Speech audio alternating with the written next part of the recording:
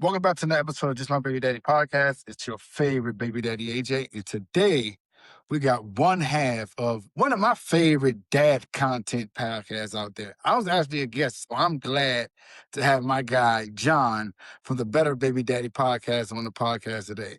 You know, the Better Baby podcast is the podcast based upon parenting, breaking generational curses, and the 5 areas of fitness for dads: physical, mental, financial, spiritual, and social. Today, we have our guy John on the podcast. Appreciate you joining, John. Man, I'm so happy to be here. I just to return the favor. It was a joy having you on our podcast. You were actually our first guest ever, our first Yes. virtual guest. Yeah, man, the first virtual guest ever we ever had. Yeah, so it's just great to be on yours and support your platform, and I'm looking forward to today's conversation for sure. Man, yes, we're gonna jump right into it because I know we got a tight time. We're gonna get right into it. We're gonna ask you the first question we start off with everybody with. What does it mean to you to be a father? Man, that is such a deep question. It's so simplistic in its verbiage and its words, but it's so deep, man. It means everything to me. Like being a father dramatically changed my life. And I didn't even realize it at the time. You know, that the first time you hold the little one like this, they fit from your fingers to your elbow and they fit that little space right there and you're holding them. And right there, things start changing for you, but you don't realize the extent of that change that's occurring in that moment. And I got two girls. So, and I wasn't always the greatest to women. And so now that I That's how got they two become with girls, girls. yeah, right. That God was like, I got you, bro. So, but man, yeah, being a father is everything, man. It literally is the greatest job in the world. And it's not even a job. Like it's the greatest thing you could do in the world. I don't know what motherhood's like, but I know fatherhood, man, it's the best thing in the world. It's the best thing in the world. So, how old were you when you first had your children? So my first child, I had, let me do the math because for some reason I can't think right now. She was born when I just had turned 31. So my birthday's April 5th. Her birthday's April 9th. So I had just turned 31 and then boom, there she was. Yeah. And She was go ahead. good. No, great. Yeah. And then my second is 7 years old. So there's a 4 year gap and they're from two different women. So yeah, that's why I got a So, better baby daddy podcast. but look, so to that point, like you said, because I want to piggyback off of something because I was I was the same way when I was not necessarily the best to women, especially throughout my 20s, right? Mm-hmm. So, Mm-hmm. do you think it was better for you to have your kids in your 30s, or do you think you would have been prepared it would have switched anyway if you was in your 20s? Bro, that is a great question. Man, so I view my life in these phases, right? I think at 27, I hit this kind of turning point because I had done some dirty stuff in my life that caused my life to go into a chaotic situation. So it caused this little switch. And then again, I'd had another switch about 10 years later at 37. But if I would have had my child prior to that switch, prior to 27, I might have five or six right now to like four women. Like that's my phone. That might have been what happened. Yeah, yeah, yeah. I understand that because I hear that too. Because I was talking to I don't want to say who, but I was talking to someone.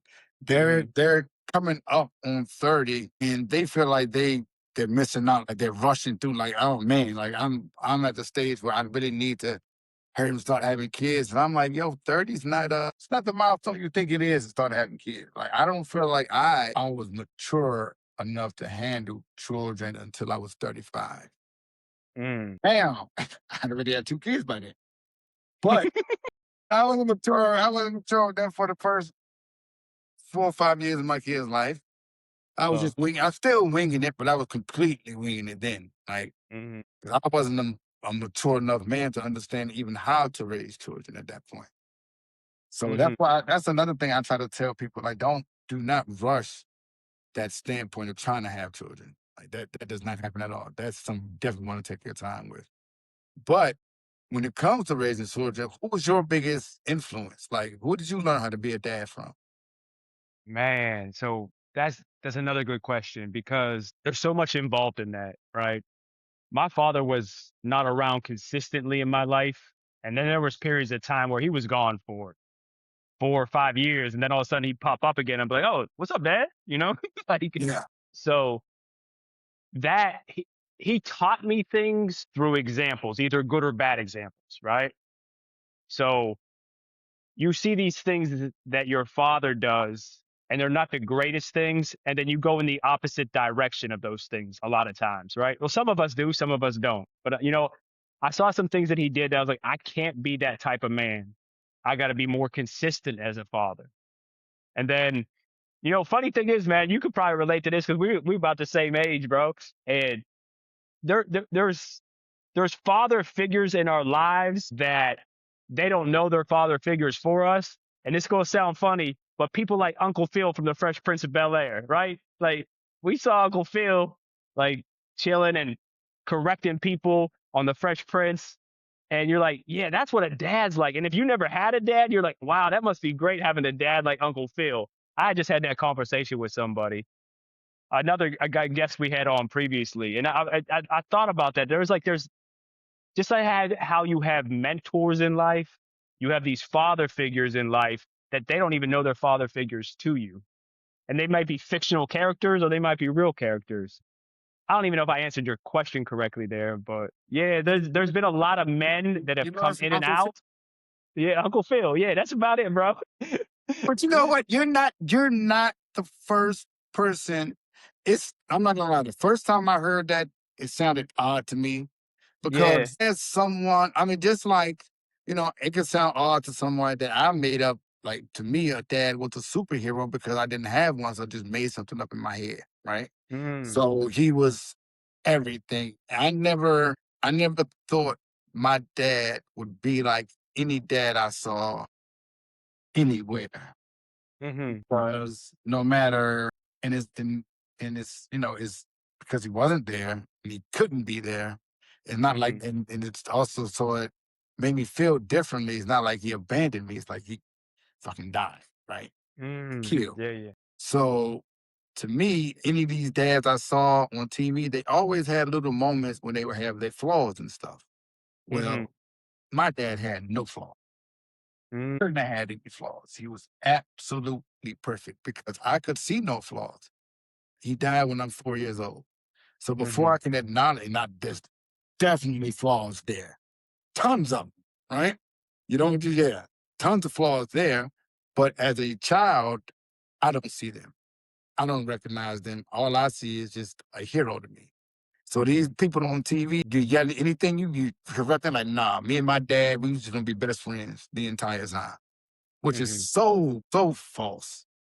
I mean, if I just said how I am with my son, like me and him are great friends, but like he ain't gonna be best friends and so man. Like no, my dad wasn't gonna Right. be best friends with me, especially when I know the way my dad lived and the lifestyle. Like yeah, if so. But the TV dad thing is that. Have you heard that a lot from your guests as well? Uh, well, I wouldn't say so much for my guest, but yeah, one person in particular.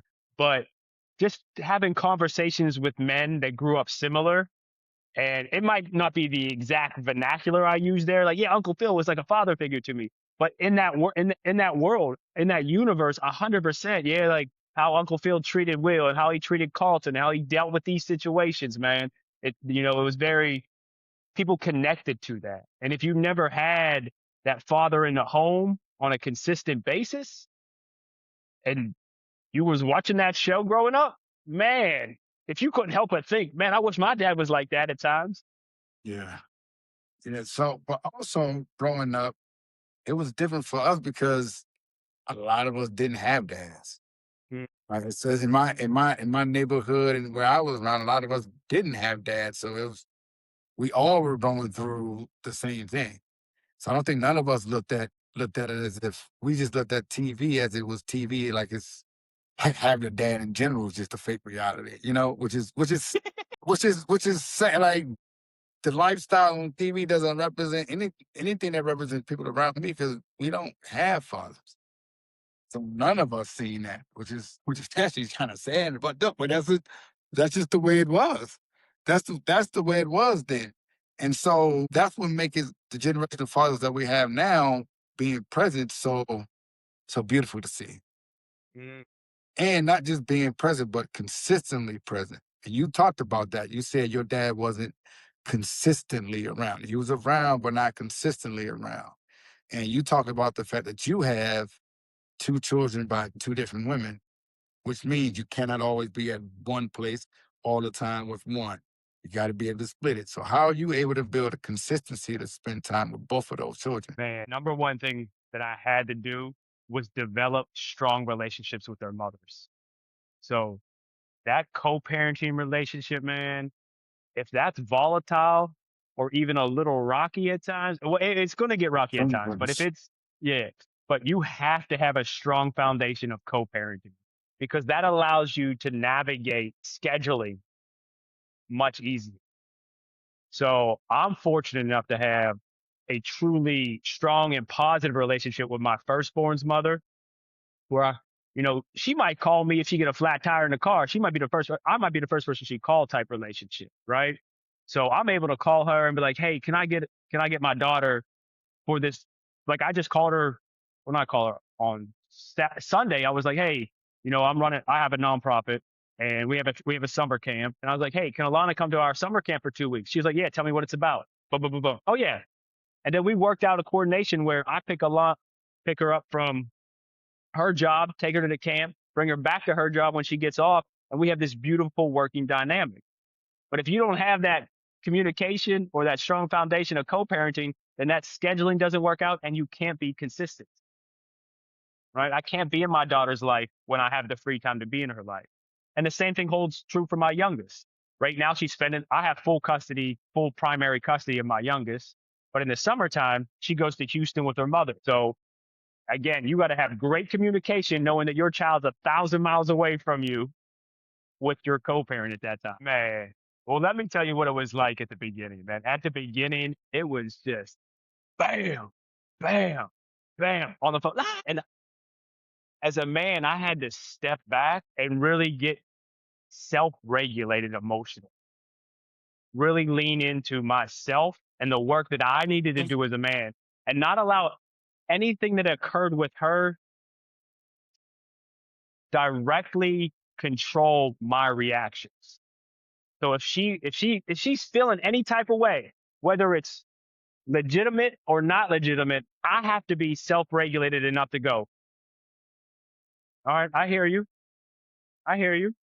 Okay. So now what can we do to solve this? And then maybe when I step away from her in the situation, then I can go punch a wall or go to the gym, which is what I learned to do, is just living in the gym and then praying as much as possible and meditating. But I had to do the inner work on myself. And I couldn't worry about what she was doing or what she was not doing. And once I did that inner work and I brought that peace to her, no matter what was occurring in her life, I brought that peace to her. Eventually it got to the point where she then would reciprocate that peace back to me. So, what did you do to do that work? Oh man, I journal consistently. I meditate consistently. I work out 6, 7 days a week. I pray every night. And one of the things that has really been beneficial is talking to men just like you that have been in these situations, right? Mhm. There's dudes that have been through the fire that are on the other side of the fire. They came out with some burns, but if you listen to them, there's so much wisdom in what they experience. Mhm. And you have to humble yourself and be like, yeah, I don't know what to do here. So what did you do? And it might not fit perfectly with your journey, but you can take pieces of it. Yeah. And to that point, like there's so much wisdom that's just not spread because we don't talk out loud. Mm, Like we go through so much, there's so much wisdom that's just lost because we just don't we internalize so much of it. So that's why I love your platform because you're out there talking and bringing it mhm, out to the forefront. There's two more things that you brought up there that I want to get to. One part is you spoke on you are the primary custodial parent of your mhm, youngest, mhm, and have a daughter. And mhm, I am not the primary, but I do have 50%, 50-50 custody with my youngest. So mhm, 1 week on, 1 week off, and that week when she's with me, there's no I'm not have no partner. There's none of that. It's just me and her. Mhm, She's 2 years old. mhm, So how was those moments dealing with a young girl by yourself? And how if you don't know how much you want to get into the situation, but how did that mhm. occur? Because that's not a common thing to hear. Yeah, yeah, and I'm not here to throw dirt or shade on anybody. Of course, and Um, I yeah, don't want none yeah. of that to happen that way.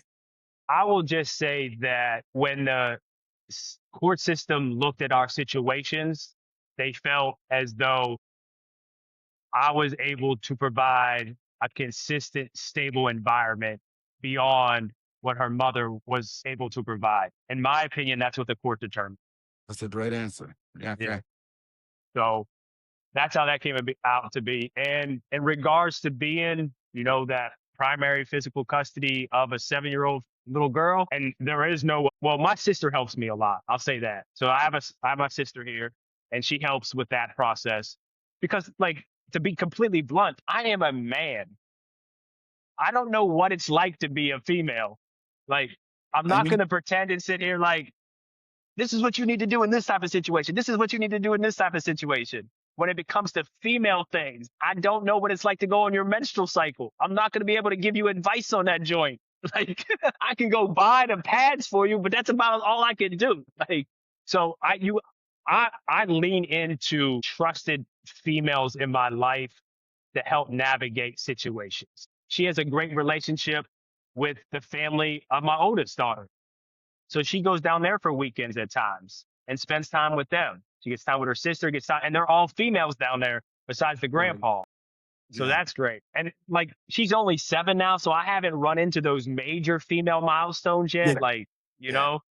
so I haven't really gotten to that. From a male perspective, we'd be like, listen, you ain't dating until you 35. Yeah. That's it. Like what? So I'm gonna beat up your boyfriend, or I'm gonna just not beat him up. I'm gonna scare him, right? That's what we're gonna do as dads. But just like, hey, we're gonna have that talk right now, type stuff. Yeah, but I just lean into the females that are trustworthy or that I can trust in my circle to help me with situations. So and I'm gonna get to this part because I'm in the same situation with I have especially like my friends' wives to help out a lot. Like they help out a lot. I have and then my cousins, all my cousins are married. I'm the only one out here just out here. But to that out here part, I'm not out here because I don't really want to trust anyone. It's one thing to have when I had my other kids, but the one thing that, especially my little girl, it's just me and her. I don't Hmm. know how to navigate trying to introduce anyone new into that dynamic. Mm, And that has been, I don't even think it's been a struggle, but it's something I haven't even really tried to do. hmm. And I don't even know how to even go about that. Like I'm always with my daughter, and I don't want someone to think that, hey, I want you around because I need help. 'Cause I don't need help with my daughter. Like I can fully praise my daughter. My daughter doesn't.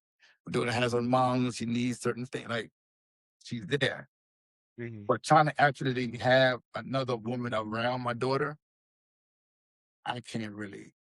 The thought of that, I don't really. It's tough.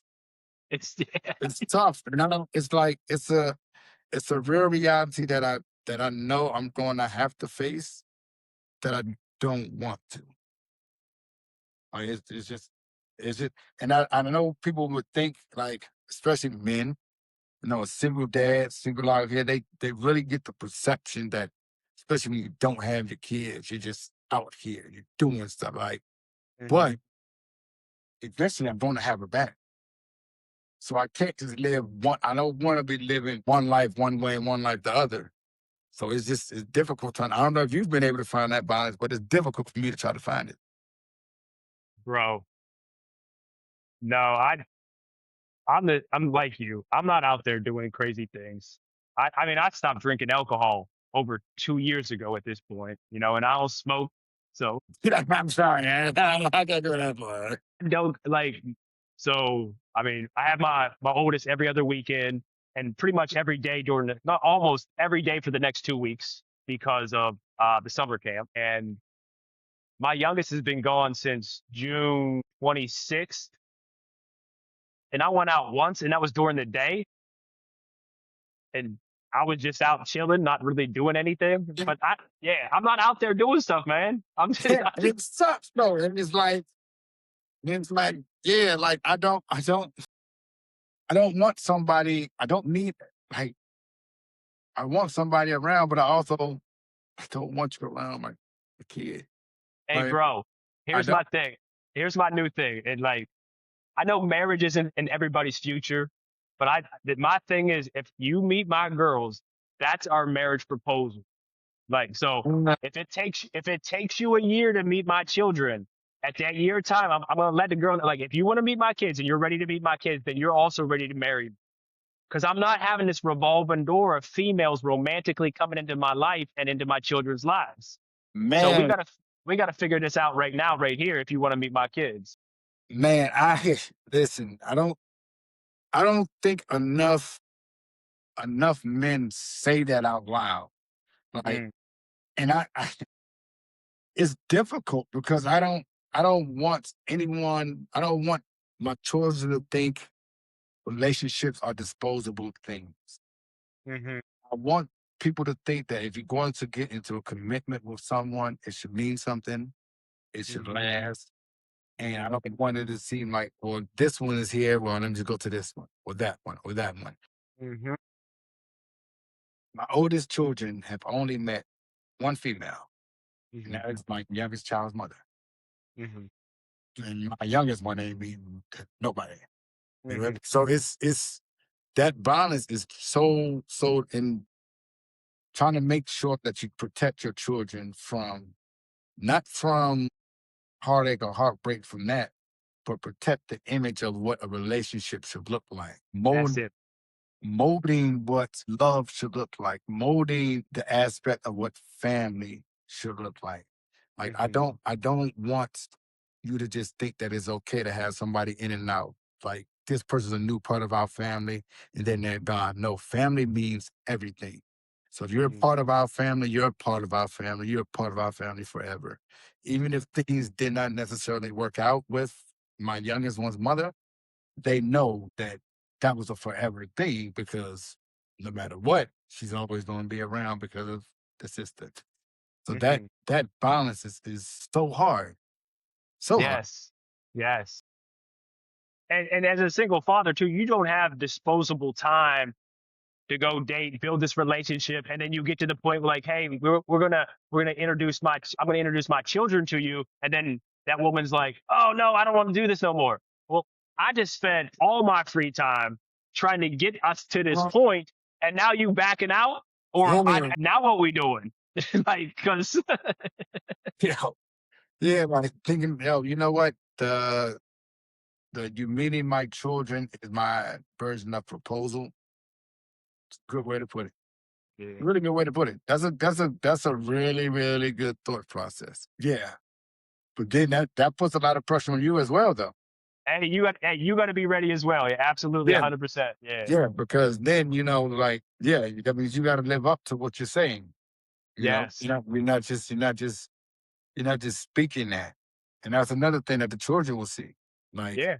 Well, I think like putting that on the table, like let's say I'm dating a woman for a year's time frame, like, and it's getting really super serious. And she probably has some thoughts about that too if we've had clear communication about what we want out of this relationship. And yeah, then I'm saying, all right, it's time to meet my children, and she's okay with that. And then I put it on the table, like, but listen, this is the proposal. So we need to talk through this. So what does marriage look like for you? Mhm. Are you willing to work through these difficult times? Because it's going to be bumpy. It's going to be rocky. You're going to not like me at times. I'm not going to like you at times. But are you willing to work through that? Like having that real, honest, authentic premarital conversation. Maybe even you're going to, if you're going to do it the right way, maybe you're going to counseling together prior to the situation, right? I mean, if you believe in that stuff, or you're going to church together to work through things. And then, okay, we're at, and that's like the great filter right there, right? Because a woman's either going to be like, and you're gonna know exactly where you stand, and she's going to know exactly where she stands, and you're going to know exactly where each other stands. in that situation. If you went through it like that, and it sounds like a lot of work, but when you're talking about Yes. protecting kids, you need to do that work. Yeah. Yeah. I mean, it's not easy. It's not supposed to be easy. Like, if it was easy, everyone would be doing it. Everyone would just be walking around happy all the time. Like that's not. It's not easy. And another thing that's not easy is I know it's hard having the young one away, but now Mhm, you have the oldest one there, which mhm. that transition from every other weekend to every day is a difference. It And is a difference. then every day comes because of your foundation. And what I want you to do is give the people a little idea of what your foundation does. Oh yeah. So thank you so much for allowing me the platform to do that. So me and the co-host of my podcast or our podcast, the Better Baby Daddy Club, we also have a nonprofit organization called the Bridge Program Inc. And the Bridge Program Inc. is there to bridge the gap between youth that are lower socioeconomic and those that have a little more socioeconomic.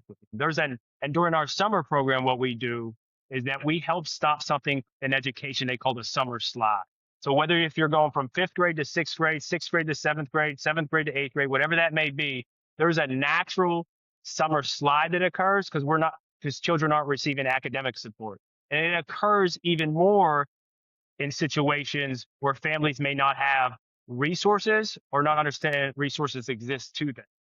So our program comes in during the months of during the weeks of July and provides academic support, but not in the same way that a school or a public school setting does. We do it in a drastically different way because we all know that the public school setting, even though I work in the public school setting, is not for everybody and hasn't been for everybody for a very long period of time, especially our young men. So we give them academic support through various means. We allow them to learn how to use AI appropriately. We give them insights on physical fitness. And we're not just talking about let's work out. No, what's this muscle in the leg? Okay, what does that muscle in the leg do? How do I design the correct workout? If I want to go into athletics, why do I need to be agile? Why do I need to be quick? Why do I need to be fast? How do I get agile? How do I get fast? So we go into detail with all that stuff. And then at the end of the day, they're allowed to explore topics and interests that are passionate to them. So you want to build a business? Go ahead. Let's start building that business right now today. Okay. Yep. So that's what we do, man. Where's it located? So we're located in Laurel, Maryland at the Boys and Girls Club. We have rented out a room for 3 weeks up there. And the great thing about our program is the first week is completely free. And the second week that you attend, all we ask is that you give a donation to the program to support the program. And where do you give donations and everything? So you can go to www.thebridgeprograminc.org and you can click on that donation button and donate right there. See, that's perfect, man. Like I really love, and that's the other thing about like these platforms Hmm. is there's so many people out there doing things like everybody's talking about, oh, so many podcasts out. Like, you're right, it is. But a lot of them, like this one that you're doing here, are just an avenue to promote bigger things. Mm, What you're doing, that foundation, that's amazing work. Because like a kid like myself, struggled, not, well, I did, ain't no question about it. I struggled my ass off. In school, especially with like a traditional school setting, like I probably would have thrived in something like that. Because hmm. just doing traditional schooling, was not for me. Was not for me at all. And I could see like, you know, the academic slide, the dad's summer academic slide is, it might be a little real thing in this house. Like, it's Yeah, it it's happens, bro. man, look, man, like it's kind of hard to enforce a curfew when you sleep first. You know what I mean? It's like, when they learn to get up because they learn to go to bed because they got to get up at 6 o'clock in the morning when they with me. Okay, we go out to the field. You know, Yeah, I see yeah, you out there in some of your videos working, man. That's awesome. the boy and the girl. Yeah, bro. So I got two questions that I want to get to you, especially to you from you to Okay. close out of here. All right. One is I see a lot of times there are a lot of people that are, thinking about starting a podcast or thinking in the same space. Talk Hmm. to a lot of dads that are wanting to start podcasts or like, man, I think I could do that, which I think you can. I tell everybody I think you can. The biggest thing is just being consistent. I say Hmm. that, yeah, I'm not the most consistent. So I know the hard part, right? What advice would you give to a dad that wants to, get out and start a podcast? You said the biggest word right there, and that's consistency. Like that is it. You need to post, whether it's daily or weekly, whatever your schedule, whatever you decide your schedule to be, it needs to be consistent on that schedule. And then be you. Don't get on the videos acting like like you a thug and you ain't a thug, or acting like you're all proper and you ain't proper. Like just be authentic, exactly who you are. And that right there, that'll build you the relationships like me and you have right now. Right? So That man, inauthentic, I'm gonna tell you, please be authentic because it will come back to haunt you. Because you cannot be on. One thing I will say, yes, very much be authentic. 'Cause you cannot be someone that talks about like I'm all in my kid's life. I'm a great dad, all this other stuff, and then 2 weeks later, your baby mom on posting on the internet like you saying shit like I ain't picking that motherfucker up. It's your time. Like, yo, like we can't be doing that. We got to do better. So yes, yeah, I just beg of you, if you're going to do this, be who you are and actually live the life that you say. I know I ain't perfect. I'm yeah, far from it. I do a lot of parenting. I had my daughter lie for me at work sometimes. Like, listen, man, I know I ain't the perfect parent, so I'm okay yeah. with that, But I am who I am at all times. Hmm. But the other question I would want from you is Hmm. because the great thing that I feel about a podcast is it's timeless. It leaves so many tidbits of advice that lasts beyond when I'm here. Yeah. So speaking of beyond when you're here, what would you want your legacy as a father to be? And I think about this a lot because it's such an involved question. There's not an easy answer to that. Earlier in my life, I thought leaving a legacy meant leaving my last name, right? My last name goes on with the next generation. But I have two girls. So that may not happen unless they hyphenate. And I would never push them to do that. So leaving a legacy for me is really about leaving standards, values with my children that they can pass on to their children. So yeah, so it was like, yeah, Pappy Lax. They call me Lax. A lot of people, my real close friends call me Lax. It's like, yeah, Pappy Lax, man, he this was his standard when it came to this specific topic. And this is how our family has operated ever since that moment. And that's it right there. If I can leave that, then I've won, man. My whole life was a success. Whatever else happens, my life was a success. Really quick, I know I said that was the last one until you just said that last part Yeah. because you left a little bit of doubt there, right? Mhm. At this point, with the maturity level and everything that you have now, and the marriage talk and all of that, you're right. You have two daughters. Mhm. Would you ever think of having any more children? If it happens, it happens. But I'm not going out there searching for more children per se, right? Because I've got to the point in my life that I'm so with who my kids are. And if like I went through a process where I was like, oh, I need a son, I need a son, I need a son, I need a son. But what I realized through that process of always wanting a son during the last, I don't know, 10 years of my life leading up to the about a year ago was that wanting that son in a sense almost devalues my daughters. Yeah, So I had to really step away from that and look at myself and say, man, my daughters are amazing. My daughters are awesome. I need to give them everything I got and not search for the next best thing. yeah. Well, I'm done. Well, I mean, like, that's all. I found a wife that really, really, really, and not just someone. Like Hmm. my wife Yes, yes, sir. wants the child, Hmm. then I'll go back to the doctor and see what we can do. But I shut that you just talked about that. I'll give a piece of advice. So I'll give a piece of advice for potential dads, people that might not want kids. That little part you just said, if it happens, it happens. If you do not want that to happen, go to. I don't have those situations. It doesn't just happens with me, baby. You have to go to Maury and come see somebody because that shit is not mine. So with that being said, man, I appreciate the time, man. And we got to do this again. You definitely have to do this again. Absolutely, bro. This is great. I love this, man. I, I appreciate it. Yeah, bro. Episode of Just My Baby Daddy podcast. I know you liked what you saw.